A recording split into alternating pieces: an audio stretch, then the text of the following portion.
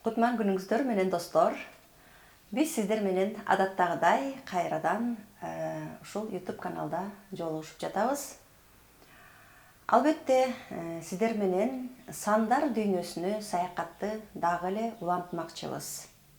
Көпчүлүктүн суроосу боюнча мен балдарымды эмне үчүн түшүнө албайм, же болбосо балдарым мени эмне үчүн укпайт, жолдошумду эмне үчүн түшүнө албайм, мен эмне үчүн коллегаларымдын арасында эч ким мени түшүнбөйт, тең туштардын арасында мен дайыма таарынчакмын, тууган уруктун арасында мени баары эле капа кыла беришет деп бизге келген каттардын арасынан, консультацияга келип кайрылган адамдардын арасынан ушул гана суроолорду тез берип турушат.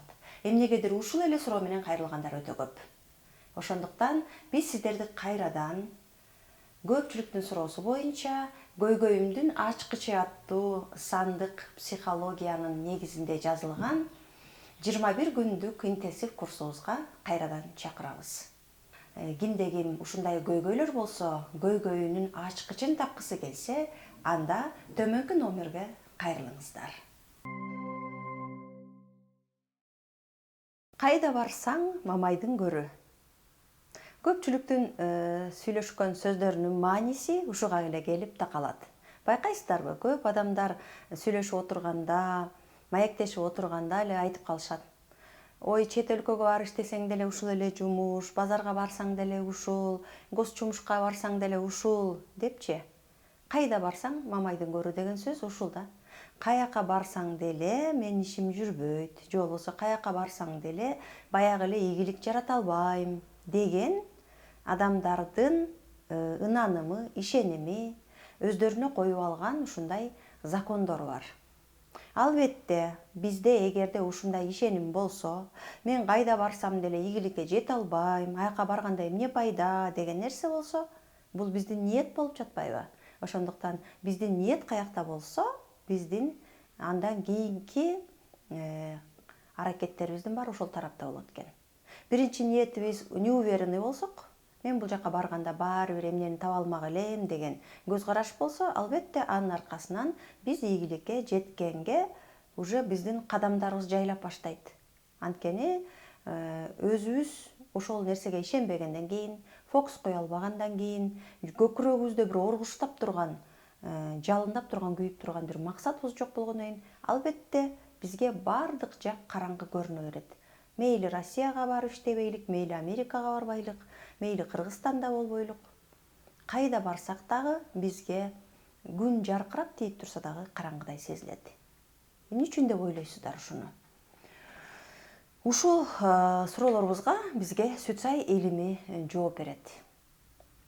Эмнеге дегенде, көп адамдар өзүнүн эле баягы вазипасын, бул жашоого келгендеги бир өзүндөгү бир талантын ойгото албай калган дегендик. Сүт сай илиминде ар бир адамдын өзүнүн бир өнөрү бар, таланты бар экендигин көргөзүп жатпайбы? Мисалы үчүн сиздин толук туулган датаңыз аркылуу сиз төрөлгөндөн баштап эле эмнеге талантыңыз бар экенин аныктай алабыз, туурабы? Сиз кайсыл жаатта иш алып барсаңыз, ошол жаатта ийгилик жаратат элеңиз. Мына ушуну сиз билип алат болчусуз.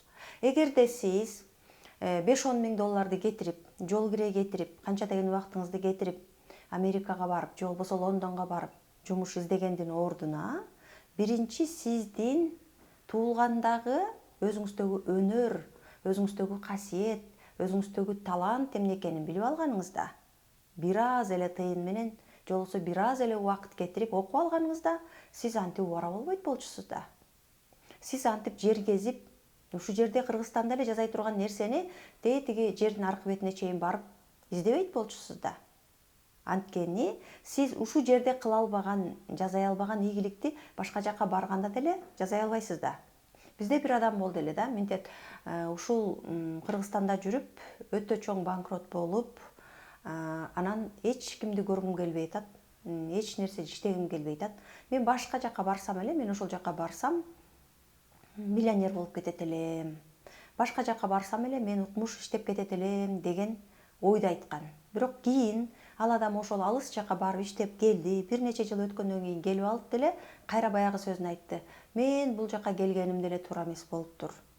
Мен Кыргызстандагыдай эле эч өзүмдүн ордумду таба алган жокмун. Бул жактан деле ийгилик жарата алган жокмун дейт. Демек, бир эле закон бар болуп атпайбы?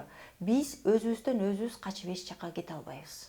Биздин өзүбүздүн ичибиздеги талант, ичибиздеги өнөр, ичибиздеги касиет бар да, ошондон качып эч жакка бара албайбыз. Демек, биз биринчи өзүбүздүн ичибизге үңүлгөндү, караганды үйрөнүшүбүз керек экен. Биз өзүбүздү уга билишибиз керек. Мен эмнеге жөндөмдүүмүн? Мен эмнени кыла алам? Мен эмнени эң жакшы кыла алам башкалардан деп өзүбүзгө суроо беришибиз керек, салыштырып көрүшүбүз керек. Башкалардан мен эмне өзгөчөлүгүм бар? Башкалар жасай албаган нерсени мен жасай алам да, бирок ошол эмне депчи өзүбүзгө суроо беришибиз керек. Адамга эки жүздөй болгон өнөр берилет экен. Биз көп өнөрдүн ээсибиз.